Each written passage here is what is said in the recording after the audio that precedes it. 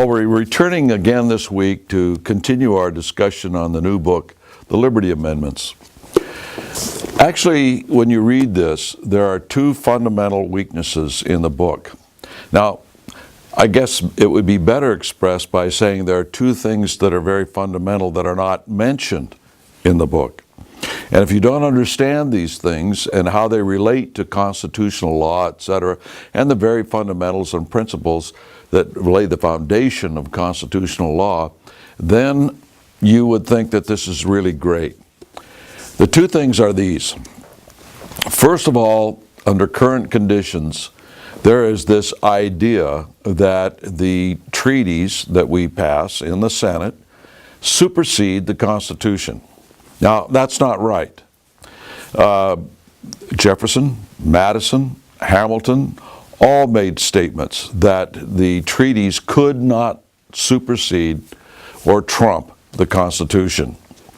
But modern day constitutionalists that are in our universities and in our government and everything else seem to feel that that's wrong, that treaties do trump the Constitution. Now, just logically speaking for a moment, let's show that this is wrong. First of all, to pass a law, both houses have to pass it, the Senate and the House of Representatives. To ratify an amendment, both houses have to pass on it, both the Senate and the House of Representatives.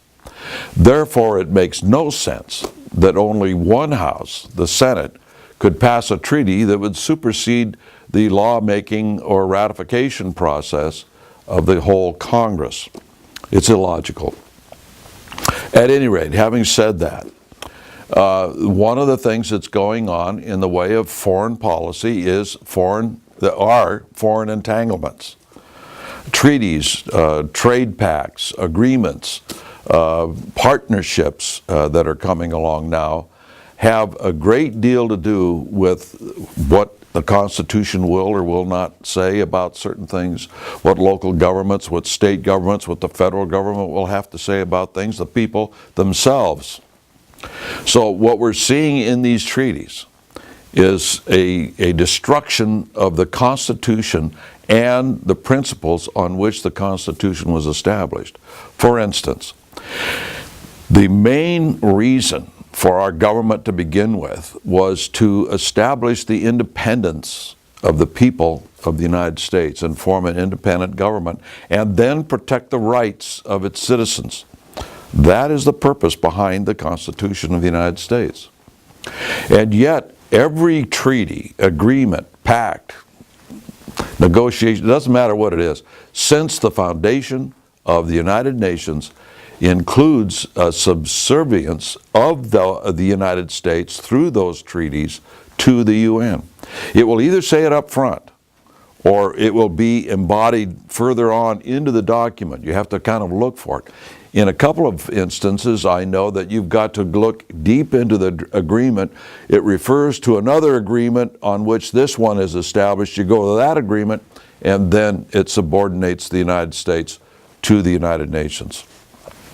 Some of them, such as NATO, put it up right out front, that this is under the United Nations. We are now going to be operating under the United Nations for any armed forces activity, etc., etc. And this is why we have not had a declaration of war ever since World War II.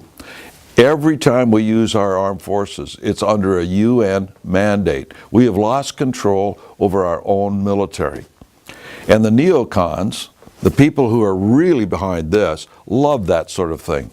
They talk about the Constitution on one hand, but somehow on the other they kind of forget that these foreign entanglements are involving us in a lot of wars and getting our people involved in places that we have no business being involved. The net result is building a new world order. And you can see through some of our writings and videos and everything else the dangers of that and the individuals behind it. Now, there's some very good people getting on board this bandwagon. But they don't realize that if you don't take into account these foreign entanglements, then anything that you do in the way of formulating amendments or even changing the Constitution will amount to nothing if we don't understand how foreign entanglements are abrogating our Constitution, our law, our governments, our principles, and getting us involved in foreign, international, regional governments, and then ultimately one world government under the United Nations. That's what these partnerships are all about.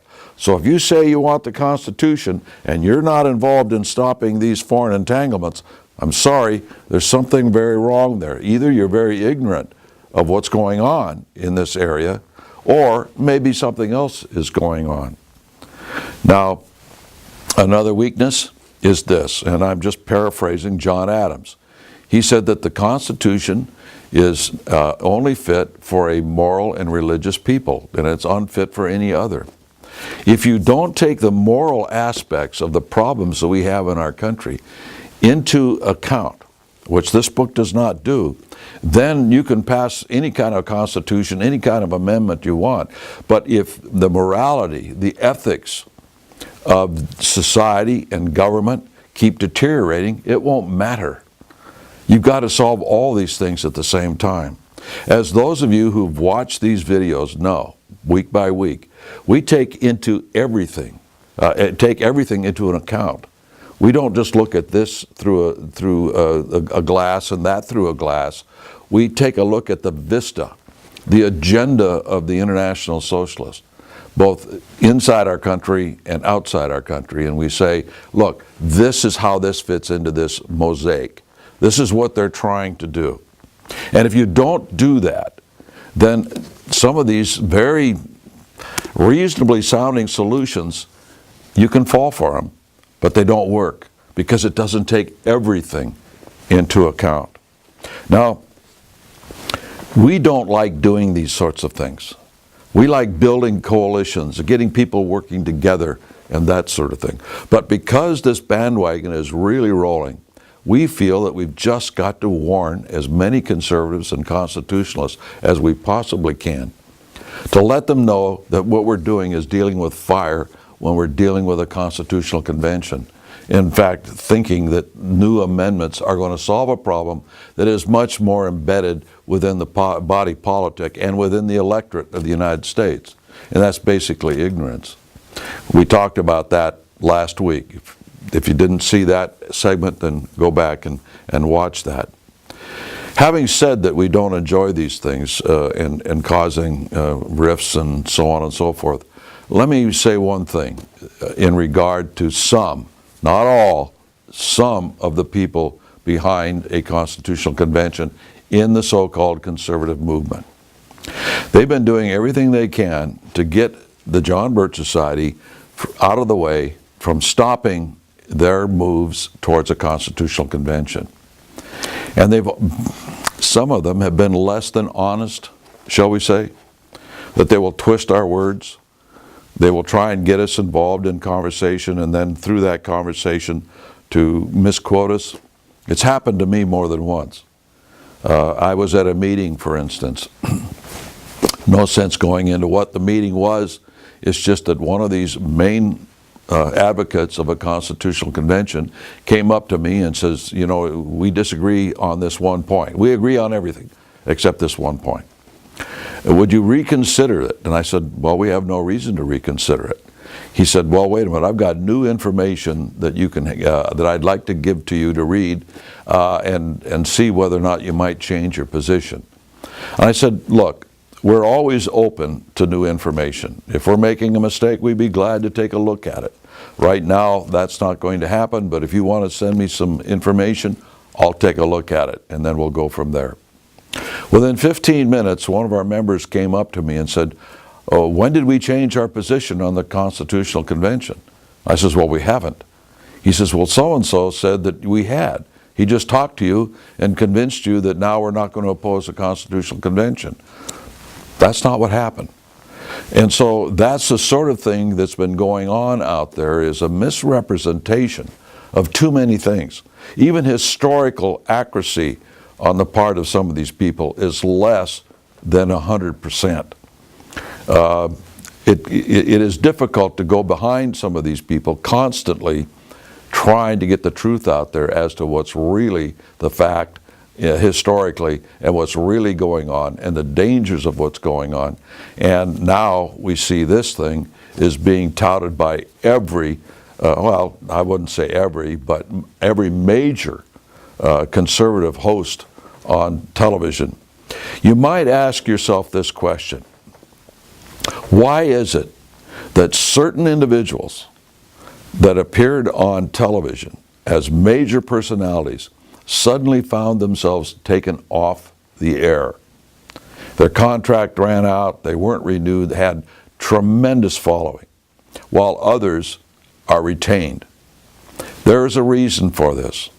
It goes back to the very fundamental aspect of the fact that the major media is controlled. It's that simple. And the major media is helping push this book. Until next week, we'll see you then.